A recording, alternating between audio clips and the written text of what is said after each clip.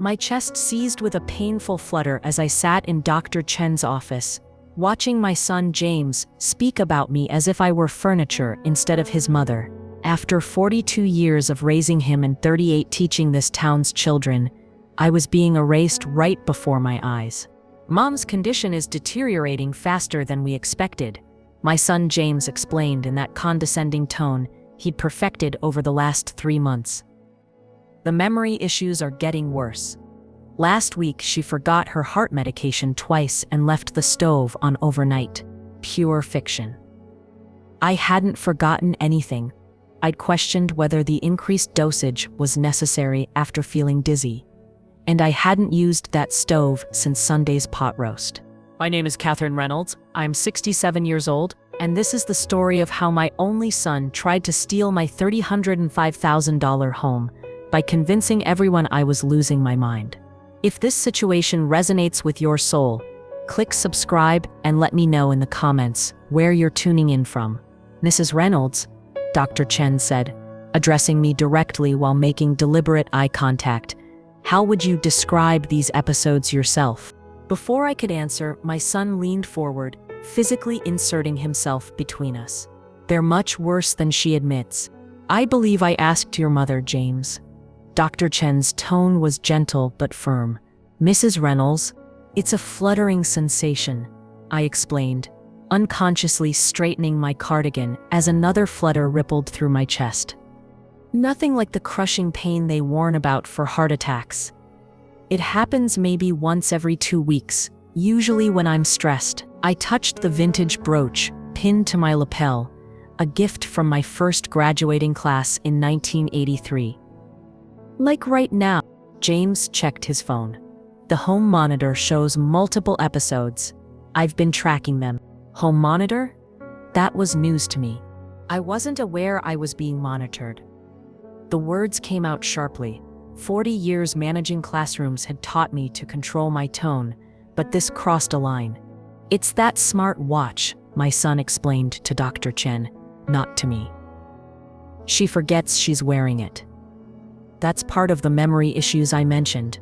I glanced down at my wrist, where the sleek black band contrasted with my age-spotted skin. James had given it to me last month, calling it just a fitness tracker, Mom. I'd worn it to please him, never realizing it was sending reports to my son without my knowledge or consent. And you've been accessing this data remotely?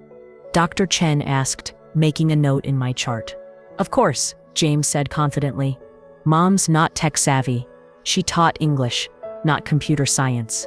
There it was again, that dismissal of my life's work.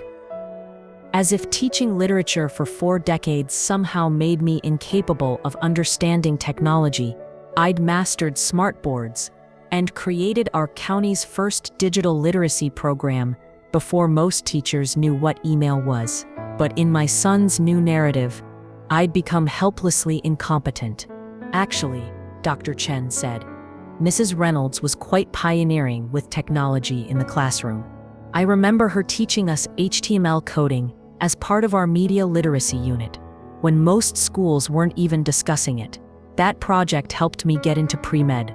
James shifted uncomfortably, clearly surprised to find an unexpected ally in this sterile medical space where he usually dominated. Let's review your actual test results, Dr. Chen continued, turning her screen so I could see it. Your echocardiogram shows a mild arrhythmia, nothing requiring aggressive treatment. The current medication at its original dosage should be sufficient. I'm concerned it may have been increased unnecessarily. I told you we should keep it the same, I said quietly to my son. You're not a doctor, Mom, he replied, that patient tone returning. Neither are you, I pointed out. Dr. Chen cleared her throat. About the medication, I'd like to return to the original dosage, and Mrs. Reynolds, I'd prefer if you came to your appointments alone in the future, unless you specifically request otherwise. James straightened, suddenly defensive. That's not practical.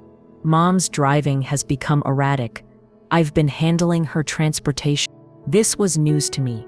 I'd been driving myself everywhere, including to my weekly book club, and volunteer work at the library. There had been no incidents, no concerns raised by anyone but James. "I drove myself here today," I said, confused. "Only because I had a meeting," James explained to Dr. Chen. "It's really not safe." The flutter in my chest returned, stronger this time, not from heart trouble, but from the sickening realization that something was deeply wrong. These small discouragements, the monitoring without my knowledge, the medication changes I'd questioned, they were forming a pattern I didn't want to acknowledge. As we left the office, James's phone chimed with a text. He read it quickly, his face brightening. "That's the contractor. He can start on the home modifications next week."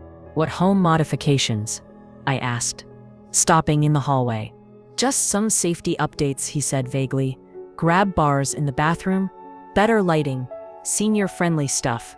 That evening, after James left for his weekly poker game, I went to his home office in what used to be my guest bedroom. I told myself I was just tidying up, but I was looking for answers. Beside his laptop was a manila folder labeled Mom Care Planning. My hands trembled slightly as I opened it, a sensation that had nothing to do with my heart condition. Inside were documents I'd never seen before, a power of attorney for healthcare with what looked like my signature, though I had no memory of signing it. Brochures for assisted living facilities, a real estate assessment of my home with potential sale values highlighted. But it was the architectural drawing that made my stomach drop completely. Detailed plans for converting my bedroom into a nursery, with notes about reclaiming the master suite once Mom moves to the garden apartment. Garden apartment. They were planning to move me to the converted garage while James and his wife took over my home. Not eventually, not as some distant contingency, but now, while I was still healthy, independent, and perfectly capable. The flutter in my chest wasn't a medical condition. It was my body recognizing a threat before my mind was ready to accept it. What they didn't realize was that this retired English teacher still had a few lessons to teach, especially to those who mistook kindness for weakness. The next morning, I woke early and went straight to my desk, the antique roll top that had witnessed 4 decades of my teaching career. In the dawn light, the pattern of James's behavior was unmistakable. Each helpful intervention had incrementally reduced my independence since Frank died 3 years ago. I ran my fingers over the smooth wood, feeling the small indentation where I'd rested my hand while grading thousands of papers. This desk knew my competence in a way my son seemed to have forgotten. As Jane Austen might observe, I murmured to myself, "It is a truth universally acknowledged that once people decide you are declining, they interpret everything you do as evidence of that decline." Hearing James's car in the driveway, I quickly tucked my notes into a copy of King Lear on my bookshelf, a fitting hiding place for documentation of filial betrayal. He arrived with breakfast and my pill organizer. "The blue one is the heart medication Dr. Chen adjusted yesterday," he instructed. I examined the pill. Still the higher dosage Dr. Chen had specifically reduced. Actually, she lowered this dose back to the original prescription. "Remember?" James smiled indulgently. "No, Mom, she increased it. Your memory is playing tricks again." A chill ran through me that had nothing to do with the morning air. "That's not what happened. She specifically said the higher dose wasn't necessary." His expression shifted to practiced concern. "This is exactly what I was telling Dr. Chen about. These memory lapses are getting more frequent." He pulled out his phone, showing me a note. "Dr. Chen, increase cardiac med to control episodes. Patient showing signs of confusion memory issues." I stared at the screen, then back at my son. Either he had genuinely misunderstood, or he was deliberately misrepresenting what happened. Neither possibility was comforting. "I wonder if we might discuss what I found in your office last night," I said carefully, using my measured teacher voice. His head snapped up. "You were in my office? Why?" The better question might be why there are architectural plans To convert my bedroom into a nursery, I kept my gaze steady, the way I used to when confronting a student caught plagiarizing. James's neck flushed, his tell since childhood. Those are just contingency plans, Mom. For the future. The contractor is starting next week, I countered. That's not contingency, that's imminent. He sighed heavily. We weren't going to discuss this until things were further along, but since you've seen the plans, Nicole is pregnant. Congratulations, I said sincerely. But that doesn't explain why you've been planning to move me to the garage without discussing it. Garden apartment, he corrected automatically. And it's not like that. We've been worried about you living alone with your condition. The pregnancy just moved up our timeline. After James left for work, my phone buzzed with his text. Contractor coming by at noon to take final measurements. Don't worry about being there. I have a key. Love you. I read it twice, noticing what wasn't said. He wasn't asking if noon worked for me. He wasn't requesting permission for a stranger to enter my home. As I set my phone down, my gaze fell on the school district newsletter. The headline caught my eye. Technology Initiative seeks senior volunteers. The article detailed a program pairing retired community members with high school students for digital storytelling. My former school needed seniors comfortable with technology to help bridge generational gaps. It was as if the universe itself was offering a rebuttal to James's narrative about my technological incompetence. I'd been using computers since the Apple IIe days, had taught myself HTML, had mastered every educational software the district adopted. I picked up the phone and dialed the number. By the time I hung up, I'd not only volunteered, but had been invited to lead a training session for other seniors based on my experience with digital education tools. For the first time since finding those architectural plans, I felt something beyond confusion and hurt. A familiar sensation from my teaching days. The calm certainty that came with having a lesson plan, a direction, a purpose. The best teachers, I used to tell my student teachers, don't just impart knowledge, they empower their students to discover their own strength when faced with challenges. Perhaps it was time for this teacher to follow her own lesson plan. The contractor arrived exactly at noon. From my garden, I watched him tour my home with James, discussing modifications as if the house already belonged to my son. They spent extra time in my bedroom, measuring and making notes, occasionally glancing toward the backyard where the garden apartment would be constructed. So the current bedroom becomes the nursery, the contractor confirmed, and we convert the garage into the mother-in-law suite, garden apartment, James corrected.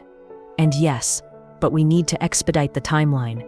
My mother's condition is progressing faster than expected. My hands stilled on the rose stems. What condition was supposedly progressing? The minor heart arrhythmia Dr. Chen had specifically described as stable. Not a problem, the contractor replied. We can start next week. Most elderly folks adjust better when the transition happens quickly anyway. That evening, I drove myself to the library for my regular volunteer shift, deliberately leaving before James arrived for his daily check-in. Here I was still Mrs. Reynolds, the respected retired teacher who ran the popular senior book club and helped with the children's reading program. No one treated me as if I were diminishing. Lisa, the head librarian who'd been my student 20 years ago, approached as I organized the returns cart. You're a lifesaver, Kate, she said warmly. The high school tech volunteers were asking about you earlier. They're excited about you leading the digital storytelling workshop. I'm looking forward to it, I replied, straightening a row of mysteries. Though apparently my son thinks I can barely operate a toaster, let alone teach digital skills. Lisa laughed, then noticed my expression. Wait, seriously? You were integrating technology in the classroom when most teachers still thought the internet was just for games. Lately, James has been rewriting my narrative, I sighed. According to him, I'm confused, forgetful, and technologically inept. That doesn't sound like the Mrs. Reynolds who taught me Boolean search operators and HTML basics, Lisa frowned. Are you two having some kind of disagreement? I discovered he's been planning to move me to a converted garage and take over my home all without discussing it with me. There are architectural plans, contractor visits, everything. Lisa's eyes widened. But you're completely independent. You volunteer 3 days a week, run 2 book clubs, and just agreed to teach technology workshops. How can he justify that? Apparently I have a condition that's progressing, I said, making air quotes. He's convinced my doctor, my neighbors, and possibly my daughter that I'm declining rapidly. That's gaslighting, Lisa said bluntly. And elder, she stopped herself. You can say it, elder abuse. The words felt melodramatic, but they weren't inaccurate. I have an appointment with my doctor tomorrow to discuss discrepancies in my medical information. Lisa handed me a business card. Patricia Winters, she's an attorney specializing in elder rights. Call her. Just as a precaution, the next morning, I arrived early for my appointment with Dr. Chen, determined to understand exactly what James had been reporting about my health. Sarah led me directly to her office rather than an exam room. Mrs. Reynolds, she began, her professional demeanor tinged with concern. I've been reviewing your medical records and found some concerning inconsistencies. She turned her computer screen so I could see it. These are the notes from your appointments over the past year. According to these records, you've reported increasing confusion, memory lapses, and difficulty managing daily activities. I leaned forward, scanning the notes. I never reported any of those symptoms. I suspected as much after meeting you yesterday, Sarah said. There's a significant discrepancy between these reports and my direct observations of you. Because James has been the one reporting, not me, I said, the realization crystallizing. He's been creating symptoms I don't have. Sarah nodded gravely.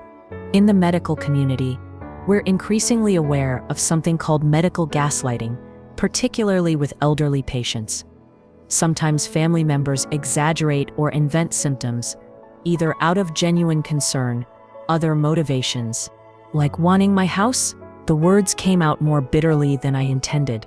I can't speculate on motivations, but I can tell you that based on my examination and our interactions, you show no signs of cognitive impairment or inability to manage your own care. Your arrhythmia is mild and well controlled with the proper medication dosage. My hands trembled slightly as I processed this information. So there's no medical reason I should be moved to a garden apartment or have my independence restricted? None whatsoever, Sarah confirmed. As your physician, I'm documenting my assessment of your capacity today, which may be useful, if you need to, address these concerns with your family. As I left her office with my new prescription and printed copies of her assessment, I felt a strange mixture of vindication and heartbreak. James's betrayal was now medically documented, making it impossible to dismiss as my imagination or confusion. I drove to the pharmacy, then made another stop before heading home. When I arrived, James's car was in the driveway, unusual for midday. I found him in my study, at my computer. James, I said from the doorway, making him jump slightly. What are you doing? Just checking your email, he said smoothly. Making sure you haven't missed any important medical appointments. The casual invasion of privacy accessing my personal email without permission would have gone unchallenged a day ago. Today, it ignited something in me. I wonder if we might discuss something important, I said, using my calm teacher voice. I'd appreciate you not accessing my personal accounts without asking first. He looked surprised, then slightly amused. Mom, I'm just helping. You've missed appointments before. Have I? Which ones specifically? I asked, knowing full well I hadn't missed any. His expression flickered. The neurologist appointment last month. I never had a neurologist appointment, I countered, and I haven't missed any appointments with Dr. Chen, which I confirmed with her today during our meeting. James's posture shifted subtly, more alert, defensive. You saw Dr. Chen today. Why? To discuss the discrepancies she's noticed in my medical records, I replied, maintaining steady eye contact. Symptoms have been reported that I never experienced. My medication dosage was altered against her instructions. She's quite concerned about it. The flush crept up his neck, his lifelong tell when caught in a lie. She doesn't understand how you are at home. I taught critical thinking to 3 generations, I interrupted quietly. Did you honestly think I wouldn't recognize manipulation? My consultation with Patricia Winters transformed everything. She wasn't just an attorney, she was a former student from my 1991 AP English class who recognized me immediately. Mrs. Reynolds, she exclaimed, rising from behind her desk. Your Shakespeare unit changed my life. I still have my annotated copy of Macbeth, with your margin notes. The universe, it seemed, had a poetic sense of timing. For the next hour, I shared the developing situation, the medical gaslighting, the home renovation plans, the gradual isolation. As I spoke, Patricia took meticulous notes, her expression growing increasingly concerned. This is more common than you might think, she said finally. Adult children, often with good initial intentions, begin making decisions for their parents that gradually erode autonomy. He keeps saying it's for my own good, I explained, but when I challenge the underlying assumptions, he dismisses me as confused or emotional. Patricia nodded grimly. Classic techniques. Makes me wonder if he's been reading from a playbook. She outlined several immediate steps: securing my financial accounts, documenting all interactions, establishing independent medical care, and creating new legal protections. But her most important advice wasn't legal at all. Don't confront him directly about what you're doing, she cautioned. Continue documenting everything while we build your protection framework. People who feel their control slipping often escalate their efforts. The next morning, James arrived unexpectedly while I was preparing for my technology workshop at the high school. Going somewhere? He asked, eyeing my professional attire and laptop bag. I'm leading a digital storytelling workshop today, I replied, continuing to gather my materials. He looked genuinely confused. A what? Since when? Since the district's technology initiative invited me to share my expertise, I said mildly. I mentioned it last week, though you seemed preoccupied with your contractor meeting. His expression flickered between disbelief and concern. Mom, are you sure that's a good idea? Technology workshops can be pretty complex. And with your memory issues, what memory issues would those be? Exactly, I interrupted, keeping my tone light while maintaining direct eye contact. The ones you've reported to my doctor, but that she can't actually observe. His neck flushed immediately. This is what I'm talking about. You get defensive whenever I try to help. It's not defensive to question false claims about my cognitive abilities, I replied evenly. Now, if you'll excuse me, I have 20 seniors and 10 high school students waiting to learn about digital storytelling techniques. At the high school, I found myself in my element again. The computer lab was filled with seniors eager to learn digital storytelling and teenagers ready to assist. Seeing the mutual respect developing between generations as we worked was exactly the affirmation I needed.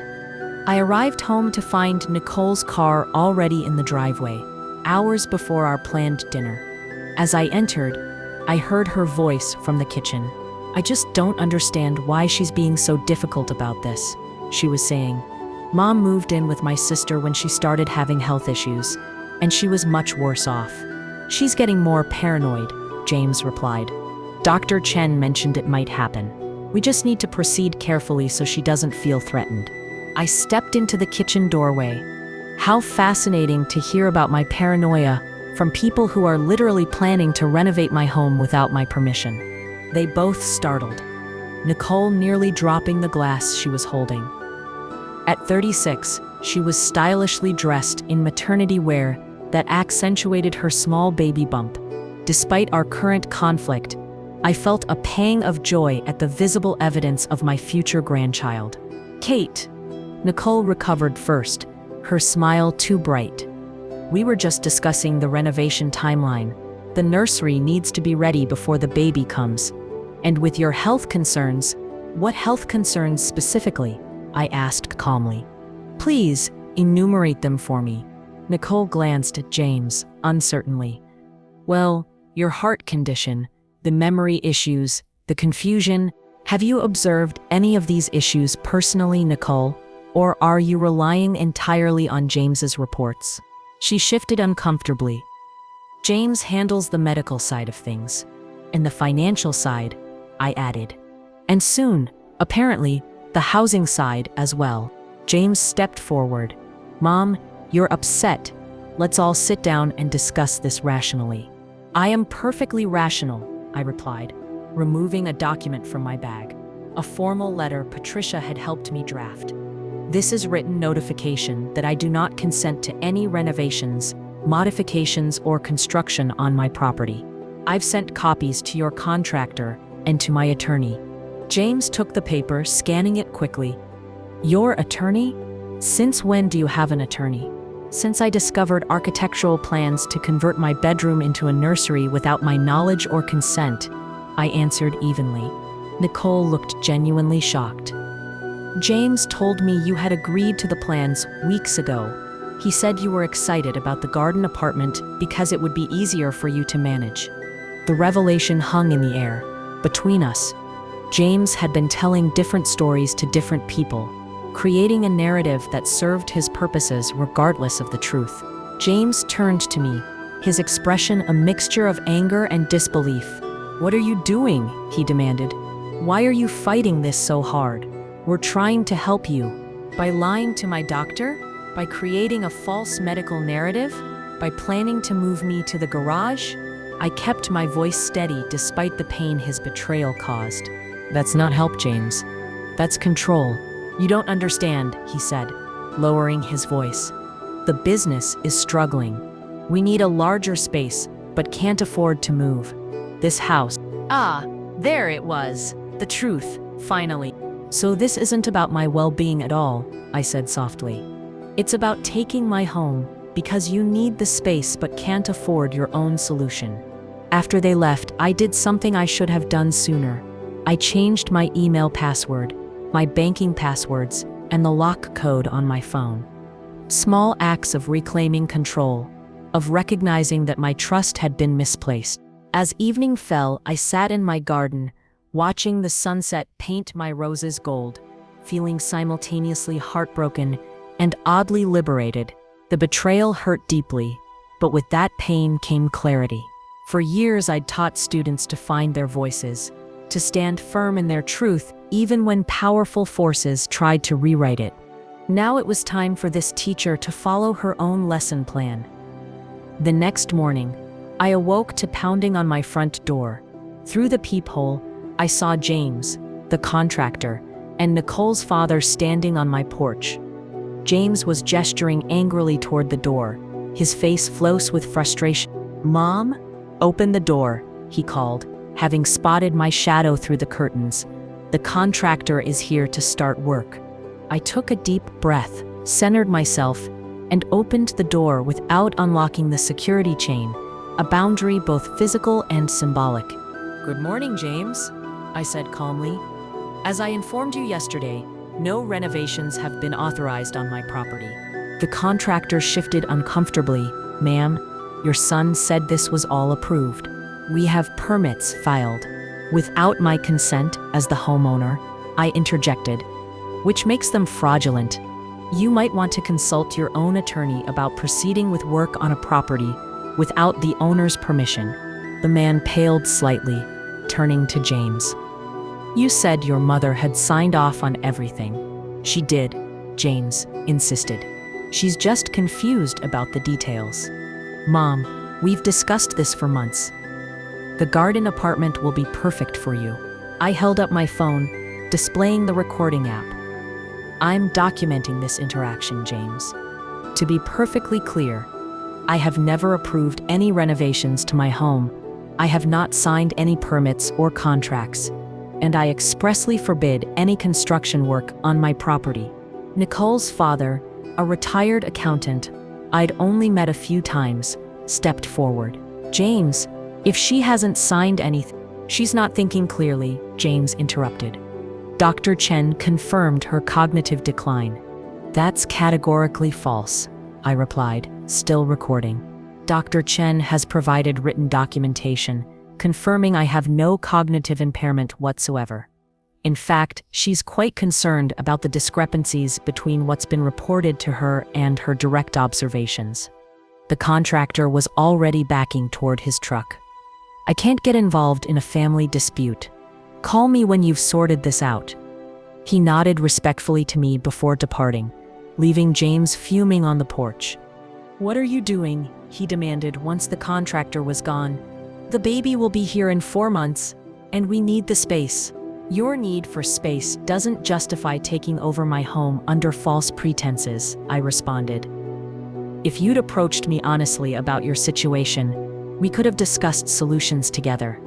Instead, you fabricated a medical decline to justify moving me to the garage. Garden apartment, he corrected automatically. Enough with the euphemisms, I said firmly. You've been systematically undermining my autonomy based on a fictional medical narrative that you've not only reported to my doctor, but shared publicly on social media. He had the grace to look momentarily ashamed about the social media revelation, but quickly recovered. I've been seeking support and advice from others dealing with elderly parents. There's nothing wrong with that. There is when you're misrepresenting my condition to build a case for taking control of my home, I countered. Do Nicole's parents know that's what you've been doing? That your garden apartment plan is really about solving your financial problems by taking my house? Nicole's father's expression shifted from confusion to concern. What financial problems? You told us the business was thriving. The moment of truth had arrived. Literally. James stood trapped between conflicting narratives he'd created, unable to maintain both simultaneously. The business has had some temporary setbacks, he admitted, reluctantly. But that's not why we want Mom to move to the garden apartment. It's genuinely for her safety and well-being. Then why did you tell Nicole it was because you're underwater on your mortgage? I asked, watching his face carefully. Why forge my signature on permit applications? Why report symptoms to my doctor that I haven't experienced? Nicole's father looked stunned. You forged signatures on permit applications? James, that's fraud. It's not like that, James insisted, though his neck was flushing crimson. Mom's memory is worse than she realizes. She agreed to everything, she just doesn't remember. Stop it, James. The new voice belonged to Nicole, who had appeared behind them, one hand protectively over her baby bump. I can't do this anymore. We need to tell the truth. She turned to her father. Dad, the business is failing. We're 3 months behind on our mortgage. James thought. She swallowed hard. He thought if we moved into Kate's house, we could rent out our place until the market improves. The silence that followed was heavy with revelation. James's elaborate narrative of my decline had been crafted not out of concern, but out of financial desperation, a means to an end. You should have just asked for help, I said quietly. Instead of trying to convince me and everyone else that I was losing my mind, would you have given up your home? James challenged, desperation making him reckless. Would you have moved to the garage willingly? Of course not, I replied, but I might have helped you find another solution, one that didn't require gaslighting me about my mental capacity. We were interrupted by the arrival of another car, my daughter Sarah, who had flown in from Oregon overnight after our conversation. What's happening? She asked, taking in the tableau on my porch. The truth is finally coming out, I said, unlatching the security chain to embrace her. James has been building a false narrative about my health to justify taking over my home. Sarah's expression hardened as she turned to her brother. I knew something felt off about all those concerned texts you've been sending. You made it sound like Mom was one step away from dementia. She's been having episodes, James began, but Sarah cut him off. Stop. Just stop. I talked to Dr. Chen this morning before my flight. She told me everything. The family confrontation might have escalated further, but we were interrupted by the arrival of Patricia Winters, my attorney, who had come for our scheduled appointment. Mrs. Reynolds, she said professionally, though I could see her assessing the tense gathering on my porch. I have those documents we discussed. Perfect timing, I said, opening the door fully. Everyone, this is Patricia Winters, my attorney. James paled visibly at the word attorney. You've lawyered up against your own family? This is exactly the kind of paranoid behavior Dr. Chen warned about. Patricia's expression remained professionally neutral. Actually, Dr. Chen has provided extensive documentation confirming Mrs. Reynolds has no cognitive impairment whatsoever. She's also expressed serious concerns about medication management discrepancies and potentially fraudulent medical reporting. 6 months after that fateful doctor's appointment, my life had transformed in ways I couldn't have imagined. The small key James had returned remained in my jewelry box, a symbol of boundaries established and perhaps someday trust restored. But my focus had shifted beyond that painful chapter to something more expansive. My kitchen table, once the site of confrontation, had become command central for what local media was now calling the Dignity Initiative, a multi-generational advocacy program I'd developed with Patricia and the Senior Rights Organization. What began as informal workshops had evolved into a structured curriculum, helping seniors recognize and resist subtle forms of control, while empowering their families to practice genuine care rather than management. You've touched a nerve, Patricia observed as we reviewed the waitlist for our next seminar. These workshops are filling faster than we can schedule them. Because so many people are living this story, I replied, straightening the already neat stacks of materials. They just didn't have language for it before. Sarah arrived from the airport for her monthly visit, holding up her tablet displaying our local newspaper's website, featuring a prominent story about our advocacy work. Former teacher leads groundbreaking elder autonomy program. Page 2 above the fold in the print edition, she said proudly. Dad would have cut out a dozen copies. I smiled at the mention of Frank. He always was my biggest cheerleader. Sarah studied me intently. You look different, she decided. More present, somehow. 40 years in the classroom and you're just now noticing I have presence? I teased. She laughed. You know what I mean? There's a confidence that wasn't there before. Like you're standing taller. She was right. The physical transformation had been subtle but real. My posture had indeed straightened. My movements become more decisive. Dr. Chen had even noted at my last checkup that my heart arrhythmia episodes had decreased significantly. How's the baby? I asked eventually, the question that had hovered between us. Sarah's expression softened. Growing fast. Nicole sends me pictures weekly. She hesitated. She's asked if you'd be willing to meet them at the park tomorrow. Just her and the baby, not James. My grandson, Ethan Frank Reynolds, had been born 3 months earlier. I'd sent gifts and cards, but had maintained respectful distance while James continued his therapy. And Nicole adjusted to motherhood. Though I'd spoken with Nicole regularly by phone, I hadn't yet met my grandson in person. I'd love that, I said, my heart quickening with anticipation rather than arrhythmia. And James? Sarah asked carefully. Any change there? I sighed, setting down my tea. Small steps. His therapist sent a formal letter last month, suggesting a mediated conversation when he's ready. Patricia thinks it might be worth considering. The next morning, I met Nicole and baby Ethan at the park near her parents' home. The moment I saw his tiny face peering curiously from his stroller, my heart expanded in that unique way reserved for grandparents. Would you like to hold him? Nicole asked, already lifting him toward me. As I cradled his warm weight against my chest, Inhaling that indescribable baby scent, the complicated emotions of the past year seemed to reorganize themselves into proper perspective.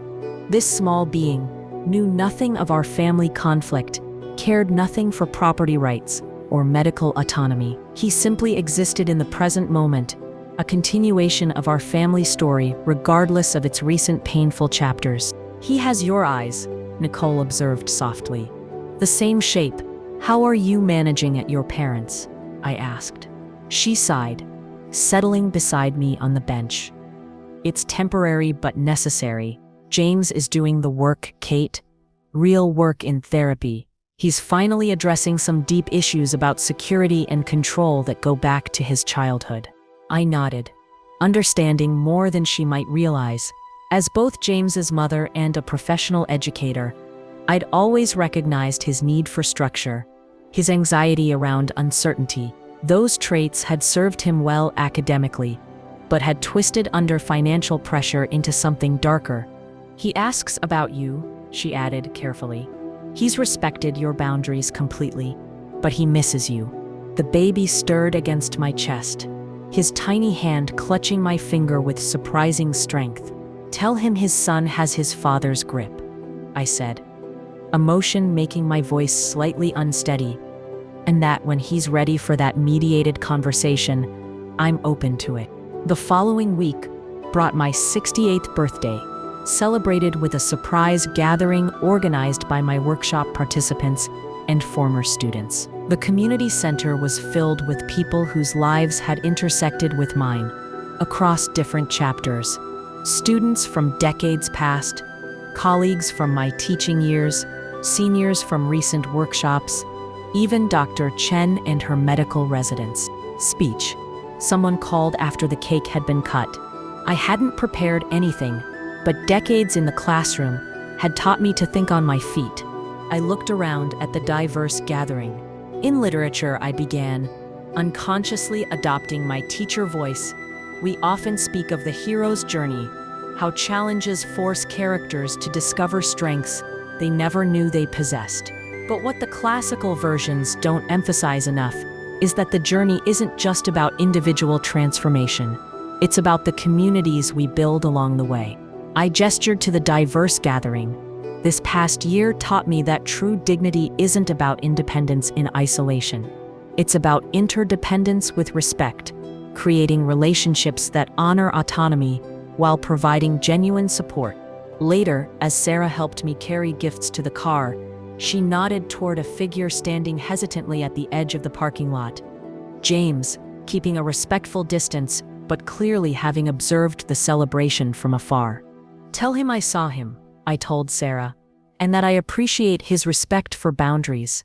The next morning, I sat at my desk finalizing materials for an upcoming workshop. My laptop pinged with a video call from the State Department of Aging, eager to discuss expanding the Dignity Initiative to all senior centers statewide. As I prepared to answer, I caught my reflection in the screen, a woman with silver-streaked dark hair, perfect posture and clear, confident eyes. The literary teacher in me recognized this moment for what it was. Not an ending, but a transformation.